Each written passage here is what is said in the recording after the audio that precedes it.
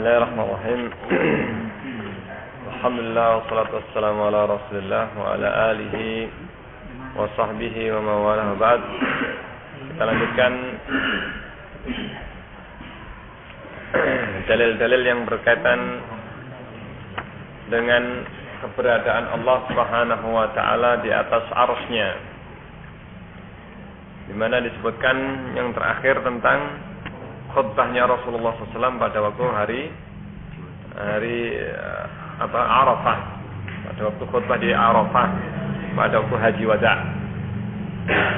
Maka disebutkan yang setelahnya, dalil yang setelahnya adalah hadis Rasulullah SAW yang diriwayatkan oleh Imam Bukhari rahimahullah taala, bahwasanya Rasulullah SAW bersabda, Innallaha, sungguhnya Allah, kataba kitaban, Allah telah menulis sebuah kitab, kitab, catatan, qabla an yakhluqal khalqa, sebelum Allah itu menciptakan makhluknya, semua makhluknya. Sebelum Allah menciptakan makhluknya, maka Allah menulis di situ, Inna rahmati, sesungguhnya rahmatku, sabaqat ghadabi, mengalahkan murkaku atau mendahului murkaku. Artinya, kalau seorang itu melakukan sesuatu yang dimurkai oleh Allah, tetapi seorang itu melakukan sesuatu yang dirahmati oleh Allah, maka yang dikalahkan adalah yang dimurkai. Maksudnya rahmatnya Allah lebih luas dan lebih banyak daripada kemurkaan Allah Subhanahu wa taala. Ini menunjukkan bahwasannya sebenarnya manusia itu walaupun kafir, itu sebenarnya banyak yang dia dapatkan dari rahmat Allah. Seandainya seorang itu nanti masuk neraka, orang kafir atau orang muslim, berarti sebenarnya dia telah mendapatkan sesuatu yang, atau melakukan sesuatu yang sangat banyak bermaksiat kepada Allah. Karena orang yang bermaksiat, sebanyak apapun maksiatnya, kalau seorang itu bertobat, maka semuanya itu akan dihapus oleh Allah Subhanahu wa taala. Dosa apapun, kalau seorang itu dia melakukan dosa sepanjang hidupnya, di akhir hidupnya sebelum mati dia tobat. Sebelum dia mati tobat, maka dia akan diampuni oleh Allah Taala. Dosa apapun yang dia lakukan, ini karena rahmatnya Allah itu mengalahkan dan mendahului kemurkaannya. Sehingga tidaklah seorang masuk neraka kecuali orang yang sudah betul-betul melakukan kemaksiatan yang sudah berat, sehingga ini yang disebutkan oleh Rasulullah SAW dari Allah SWT, bahwasanya rahmatnya Allah itu telah mendahului kemurkaannya, sehingga Allah mengadab orang kafir dan orang ahlul Islam, orang muslim yang masuk neraka, itu betul-betul dengan keadilan Allah, bukan dengan kezalimannya. Karena seorang yang berbuat keburukan, itu Allah tidaklah mengganjarnya kecuali setimpal atau sesuai dengan amalannya. Tetapi kalau orang berbuat kebaikan, maka kebaikan itu diganjar oleh Allah dengan berlipat ganda, berlipat-lipat dari apa yang seharusnya dia dapatkan. Ini. Sehingga ibaratnya seorang yang dia itu melakukan keburukan dan kebaikan, yang tingkatannya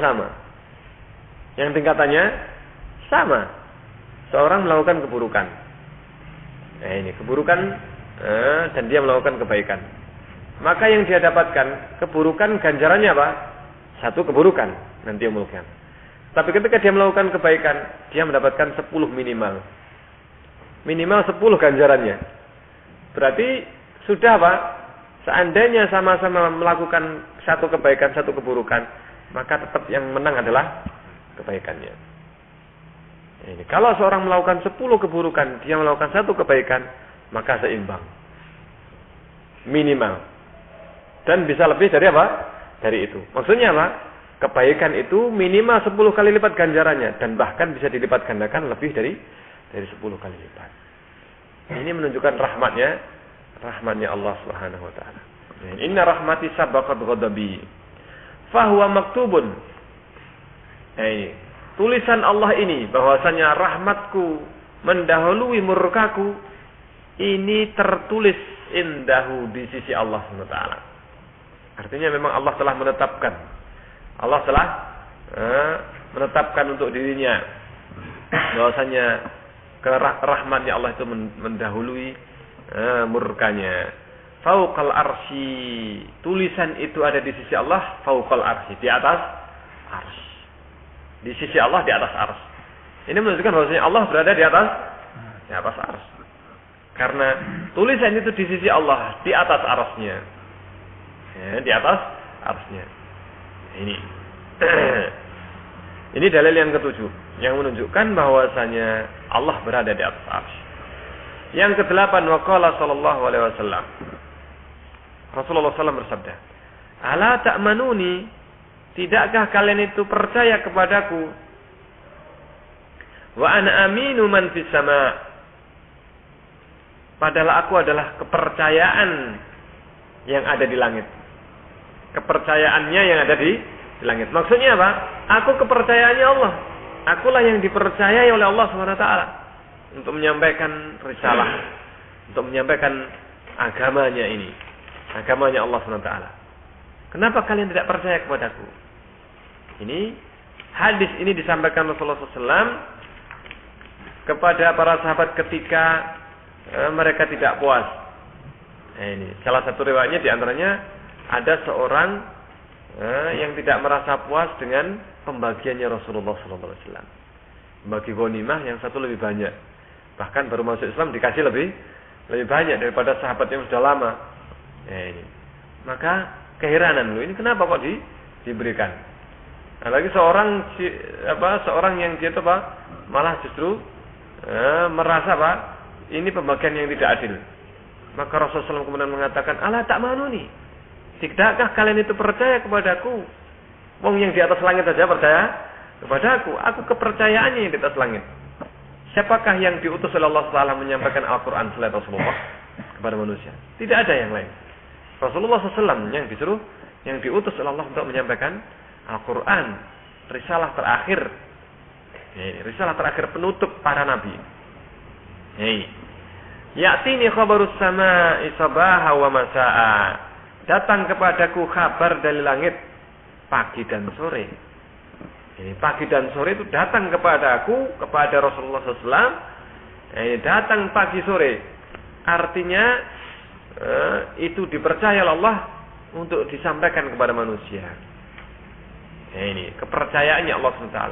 Kok bisa-bisanya orang itu tidak percaya kepada Rasulullah SAW dalam informasi, apalagi cuman dalam pembagian masalah harta ghanimah, cuman dalam pembagian ghanimah saja. Kok tidak percaya? Masalah dunia yang sangat sepele. Ini masalah risalah yang kepentingannya adalah lebih besar daripada dunia dan seisinya. Allah mempercayakan kepada Rasulullah. Kok ini cuma masalah yang sepele, kalian tidak percaya kepadaku? Ini diingatkan oleh Rasulullah SAW. Ini syahidnya di sini, man fis sama. Aku kepercayaan yang di langit, yang di atas sana. Man fis sama, man fil ulu, yang ada di atas sana. Ini dalil yang ke-8. Ini di antara dalil-dalil dari Alkitab dan As-Sunnah yang menunjukkan kemahatinggiannya Allah Subhanahu wa taala. Kemudian dinukil di sini beberapa perkataan para ulama. Di antaranya disebutkan qaul al-Auza'i. Al-Auza'i ini ulama yang sejaman dengan Imam Malik. Waktu itu zamannya Imam Malik dan setelahnya, imam mazhab itu tidak hanya 4 saja. Ini zamannya Imam Syafi'i, Imam Malik, Imam Ahmad. Ini para imam itu tidak hanya 4. Bahkan jumlahnya lebih dari itu. Bahkan disebutkan pada waktu seleting dengan Imam Malik itu ada 9 ulama yang menjadi imam madhab. Di antaranya adalah Imam Al-Auza'i di sini. Ini Imam Al-Auza'i. Al-Auza'i berkata, beliau kunna wattabi'un, kami dan para tabi'un, mutawafirun, mereka itu banyak. Artinya mereka memang zamannya para tabi'in dan tabi'in. Kunna wattabi'una mutawafirun. Dan Auza'i sendiri adalah tabi'in. Imam Al-Auza'i sebagai tabi'in hidup pada zamannya di mana para tabi'in masih banyak. Kunna wal muttabi'una mutawafirun, kami bersama para tabi'un itu banyak, mereka masih melimpah. Ini. Naqulu, kami mengatakan, innallaha jalla dzikruhu, sungguhnya Allah jalla dzikruhu, yang maha tinggi, fauqa arsyihi, di atas arsy-Nya. Nu'minu bima waradat bihi sunnah, kami beriman dengan apa yang ada dari dalam as-sunnah. Yang ada di dalam as-sunnah, sunnah Rasulullah dan sunnah para sahabat, itu kami beriman dengannya. Dengan apa saja yang disumberkan dari as-sunnah min sifatihi, yang berkaitan dengan sifatnya Allah. Ini menunjukkan bahwasanya akidah, keyakinan itu tidak hanya diambil dari Al-Quran saja, tetapi diambil dari as-sunnah. Apa saja yang berkaitan dengan sifat Allah, baik itu Al-Quran ataukah as-sunnah, maka wajib diyakini dan diambil. Ini menunjukkan keyakinannya mereka. Dan tidak ada yang namanya mereka membagi-bagi hadis mutawatir, hadis ahad, sebagaimana yang sekarang banyak dibicarakan. Oh, itu kan hadis ahad, tidak bisa kita jadikan pegangan dalam masalah akidah. Tetapi di sini disebutkan bahwasanya kami dan para tabi'un mutawafirun, kami mengambil, kami meyakini, beriman. Namanya beriman kan namanya lebih daripada keyakinan. Ini karena beriman mesti harus apa? Yakin. Tidak mungkin iman itu adalah ragu. Ini jelas harus yakin. Ini tasdik, ini meyakini. Ini jelas akidah. Ini. Sehingga tidak hanya sekedar akidah saja, tapi jelas beriman. Karena iman itu akidah ditambah dengan amal, ditambah dengan inqiyad untuk beramal. Ini namanya iman. Sehingga iman bukan hanya akidah saja, tapi akidah bagian dari keimanan. Akidah bagian dari keimanan. Sehingga kalau dikatakan bahwasanya kita tidak boleh mengambil akidah dari hadis ahad, dari mana ini? Kalau dikatakan apakah engkau tidak berarti tidak beriman dengan apa yang ada di dalam hadis ahad? Kalau mengatakan tidak beriman, maka apa? Tidak beriman sebagaimana imannya para salaf. Ini cukup itu sebagai suatu kesesatan seandainya seorang itu beriman tidak sebagaimana imannya para salaf. Ini gampangannya. Jawaban terhadap mereka yang membagi-bagi akidah hanya diambil dari hadis mutawatir saja. Ini harus yakin. Keyakinan tidak bisa diambil dari hadis ahad. Maka disebutkan di sini, kami mengatakan bahwasanya kami beriman dengan apa yang saja yang disebutkan dalam as-sunnah yang berkaitan dengan sifat Allah. Ini diriwayatkan oleh Imam Bahaqi dengan sanad yang sahih. Berkata Imam Syafi'i rahimahullah taala, Inna Allah Ta'ala ala arsyihi, sungguhnya Allah Ta'ala di atas arsy-Nya, fi samaihi, di atas langitnya, yaqrubu min khalqihi kaifa syaa, Allah itu dekat dengan hambanya bagaimana sesuai dengan yang dikehendakinya, sesuai dengan yang dikehendaki Allah. Nah, dekatnya Allah bagaimana? Kita tidak tahu bagaimana Allah dekat dengan kita. Tapi Allah yang mengkabarkan kepada kita bahwasanya Allah dekat. Tapi dekatnya bagaimana? Kita kan tidak mengetahuinya. Dan tidak perlu kita membayangkan dekat itu seperti dekatnya makhluk dengan makhluk. Ya, di sini seperti dekatnya makhluk dengan makhluk. Kalau Allah Subhanahu wa taala bersama yang di atas arsy, berarti kan Allah jauh. Tapi Allah Allah menyebutkan di dalam Al-Quran dan bahkan As-Sunnah menyebutkan Allah dekat. Kita beriman bahwasanya Allah itu bersama di atas arsy dan kita meyakini bahwasanya Allah dekat dengan kita. Dan ini tidak saling bertentangan. Ini Allah tidaklah bertentangan kedekatan Allah dengan kemahatinggiannya. Allah maha tinggi dan Allah dekat dengan makhluknya. Maksudnya ilmunya Allah meliputi segala makhluk. Segala sesuatu tidak lepas dari ilmunya Allah. Inilah menunjukkan dekatnya apa? Makhluk. Seandainya seorang berbisik-bisik, Allah mendengar. Apakah ada seorang yang bisa mendengar dia dalam keadaan apa? Jauh. Tidak bisa. Maka Allah SWT kemahadekatannya menunjukkan bahwasanya Allah SWT mendengar segala sesuatu, bahkan yang terbesit di dalam hatinya. Terbesit di dalam hatinya Allah mengetahuinya. Bahkan bukan hanya itu, Allah mengetahui apa yang akan terbesit, apa yang akan terbesit, apa yang akan dipikirkan oleh manusia. Manusia sendiri nggak tahu. Manusia itu sendiri tidak mengetahui apa yang akan dipikirkan besok, apa yang akan dipikirkan dan ada di benaknya, dan apa yang direncanakannya besok, bukan hari ini, tapi apa yang akan direncanakan atau apa yang akan dipikirkan besok, Allah sudah mengetahuinya. Apalagi kalau cuma sekedar apa?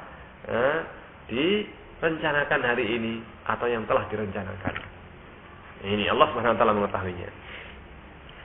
Qala Imam Syafi'i mengatakan Allah itu di atas arsy-Nya, di atas langitnya. Allah dekat dengan hambanya sesuai dengan yang dikehendaki oleh Allah. Sehingga Imam Syafi'i mengumpulkan dua sifat ini. Allah maha tinggi di atas arsy-Nya dan Allah dekat dengan hambanya. Wa anna Allah yanzilu ila sama'i dunya, dan bahwasanya Allah itu turun ke langit dunia kaifa syaa, sesuai dengan kehendak Allah. Bagaimana? Apa sesuai dengan yang diinginkan oleh Allah Subhanahu wa taala. Bagaimana turunnya, Allah yang mengetahuinya. Rasulullah pun tidak mengkabarkan kepada kita turunnya Allah Subhanahu wa taala. Bagaimana turunnya? Tidak kita ketahui. Rasulullah SAW juga tidak mengkabarkan, dan Rasulullah juga tidak mengetahuinya. Ini tidak mengetahuinya. Allah Subhanahu wa taala yang Maha tahu. Qala Abu Hanifah berkata, man qala la a'rifu, barang siapa, ini kerasnya Abu Hanifah. Ini kerasnya Abu Hanifah. Barang siapa yang mengatakan la a'rifu, saya tidak tahu. Rabbi fis sama am fil ardi. Apakah Rabbku itu di langit ataukah di bumi? Paham sini? Barang siapa yang mengatakan saya tidak tahu apakah Allah di langit ataukah di bumi, faqad kafara, maka dia telah kafir. Ini bagaimana dengan orang yang mengatakan Allah di mana-mana? Parah ini, ya toh? Ini. Maka Imam Abu Hanifah begitu kerasnya dia mengatakan faqad kafara, dia telah kafir.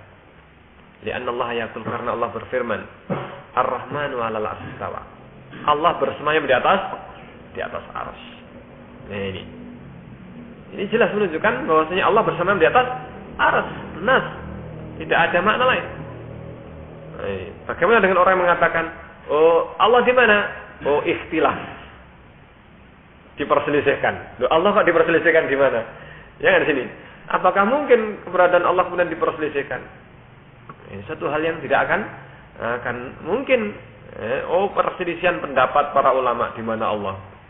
Ulama yang mana yang diperselisihkan? Barang siapa?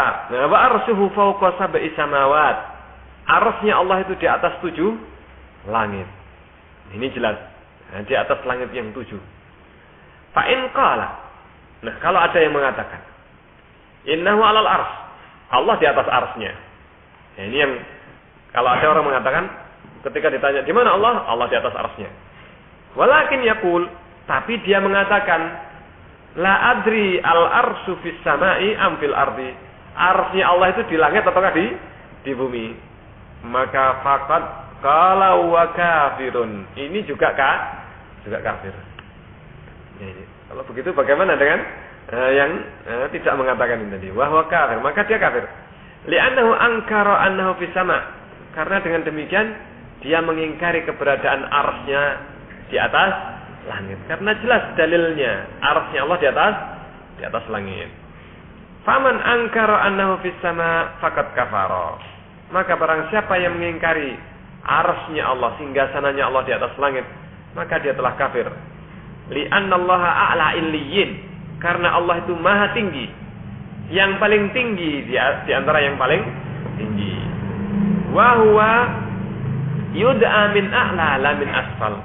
Allah itu dimintai doa dengan arah yang apa? Ke atas, bukan ke arah bawah. Tidak ada orang di dunia ini yang muslim ataukah yang kafir ketika mereka berdoa kepada Tuhannya masing-masing, kecuali mereka mengarah ke atas. Jangankan muslim, jangankan apa? Jangankan muslim, semua, nggak usah muslim, semua manusia yang percaya akan adanya apa? Akan adanya Tuhan, akan adanya Tuhan atau pencipta atau yang disembah. Maka mereka ketika menyembah sesembahannya masing-masing, mereka mengarah kemana? Mengarah ke atas. Karena sesembahan itu adalah sesuatu yang diagungkan. Dan sesuatu yang diagungkan tempatnya adalah di atas. Ini keyakinan semua ukala, semua yang punya akal. Fitrahnya manusia ini adalah menetapkan Allah di atas langit atau ke arah atas. Ini jelas. Ini wa huwa yud'a min a'la la min asfal. Ini sampai ada seorang ahlul kalam, seorang ahlu ra'yu, yang ketika dia ini berdalil bahwasanya Allah di mana-mana, Allah itu tidak bisa memiliki sifat maha tinggi karena nanti apa? Allah itu bertempat, namanya bertempatkan makhluk sama dengan makhluk, sehingga tidak boleh dikatakan Allah di atas. Dan tidak boleh juga dikatakan pokoknya di mana, tidak boleh menanyakan Allah di mana. Sampai akhirnya kemudian ada seorang yang dia sebenarnya tidak ingin ribut-ribut. Dia mengatakan, ya Syekh, ini muridnya ini. Ya Syekh, namanya Hamadani, muridnya ini. Ini dia ikut kajian filsafat ini tadi. Kajian apa? Ilmu-ilmu kalam atau ilmu Mu'tazilah atau ilmu yang lain. Ilmu kalam. Maka dia bertanya kepada syekhnya, gurunya. Hamadani ini atau Hamdani. Ya Syekh, enggak usahlah pakai ini, saya tinggalkan dalil-dalil dulu. Enggak usah bicara masalah apa? Dalil-dalil. Tolong sampaikan kepada kami bagaimana kita ini setiap kami berdoa, fitrah kami semuanya mengatakan, artinya apa? Merasa ketika kami berdoa mesti hati kami ini menghadap ke atas. Mesti apa? Hati kami ini apa? Ketika berdoa mesti arahnya ke atas. Maka gurunya langsung memegang kepalanya dua-duanya ini. Nah, ini. Langsung dia mengatakan hayyarani Hamadani. Nah, ini. Tidak bisa menjawab. Dan dia kemudian mengatakan hayyarani Hamdani. Hayyarani Hamdani. Nah, ini. Bikin ruwet saya ini. Nah, ini. Artinya apa? Hayyarani, membingungkan saya, membikin ragu saya. Dengan dalil-dalil yang disampaikan sudah tidak boleh kita mengatakan Allah di atas langit karena nanti sama dengan makhluk. Kemudian nanti apa? Allah itu kalau bertempat nanti sama dengan makhluk, dikelilingi oleh makhluknya. Sampai akhirnya ketika tanyakan satu pertanyaan, yaitu fitrah yang ada pada diri seorang, maka dia mengatakan, tolong kabarkan kepada kami fitrah ini yang kami dapatkan dalam hati kami. Mesti kalau berdoa hati kami ini menghadap ke atas. Ini bagaimana untuk menghilangkannya? Maksudnya untuk menghilangkan fitrah ini tadi bagaimana? Tidak mampu. Itu fitrah yang sudah diciptakan oleh Allah di dalam hatinya manusia. Itu ketika dia berdoa kepada Tuhannya, siapapun Tuhannya, ini sesembahannya, dia akan menghadap ke langit. Sehingga keyakinan ini tidak akan bisa dirubah oleh manusia. Ini fitrah. Kemudian Imam Malik, Imam Malik an kaifiyat istiwa'illahi ala arsyihi. Ketika ditanya tentang bagaimana istiwanya Allah, bersemayamnya Allah di atas arsy-Nya, ada seorang bertanya, Imam Malik, Ini di dalam Al-Quran ada firman Allah Ta'ala. Allah berfirman, Ar-Rahmanu 'alal 'arsy istawa. Fa kaifa istawa? Allah kan berfirman, Allah bersemayam di atas aras. Bagaimana sih bersemayamnya Allah? Maka Imam Malik saking marahnya, menahan marah, beliau tertunduk, menundukkan pandangannya ke bawah. Sambil keringat dinginnya keluar menahan marahnya. Setelah marahnya itu reda, kemudian berkata, al-istiwa'u ma'lum. Bersemayam itu tinggi di atas tinggian. Ini adalah maklum makna istiwa. Wal kaifu majhul. Bagaimana bersemayamnya Allah? Itu adalah majhul. Enggak diketahui. Rasulullah saja enggak pernah mengkabarkan bagaimananya. Jibril juga tidak mengkabarkan kepada Rasulullah. Ya, ini bersemayamnya Allah SWT. Apakah Jibril berarti melihat atau tahu bagaimana bersamanya Allah? Belum tentu. Ini belum tentu mengetahuinya. Apakah Jibril melihat Allah? Belum tentu. Tidak ada yang menunjukkan bahwasanya Jibril melihat Allah. Tidak ada dasarnya. Ini bahkan tidak ada yang bisa melihat Allah Subhanahu wa ta'ala. Maka disebutkan di sini wal kaifu majhul wal imanu bihi wajib. Iman itu, iman dengan istiwanya Allah, Allah bersemayam, itu adalah wajib. Karena disebutkan dalam Al-Quran. Wasu'alu anhu, bertanya bagaimana bersemayamnya Allah adalah bid'atun. Pertanyaan yang tidak pernah ditanyakan oleh para sahabat. Dan tidak ada perlunya kita bertanya. Tidak sampai akal kita untuk menanyakan bagaimananya bersamanya Allah. Ayan kaifiyatihi, bagaimananya Allah bersamanya Allah itu apa? Tidak ada yang tahu. Langsung setelah itu mengatakan Imam Malik, akhriju hadzal mubtadi'. Keluarkan orang ini. Keluarkan apa? Orang yang penanya tadi disuruh Imam Malik dikeluarkan. Dikeluarkan langsung oleh para murid-muridnya. Yang ada di situ orangnya langsung diangkat, dikeluarkan dari majelisnya Imam Malik, karena ini membikin rancu, bikin ribut majelisnya Imam Malik. Daripada ribut banyak orang, lebih baik dikeluarkan saja satu orang ini. Maka la yajuzu tafsirus istawa bima'na istaula. Tidak boleh menafsirkan istawa itu dengan makna istaula, berkuasa. Li'adami wurudi dzalika 'anis salaf. Karena tidak ada dalilnya itu dari salaf. Fa tariqatuhum aslamu wa a'lamu wa ahkamu.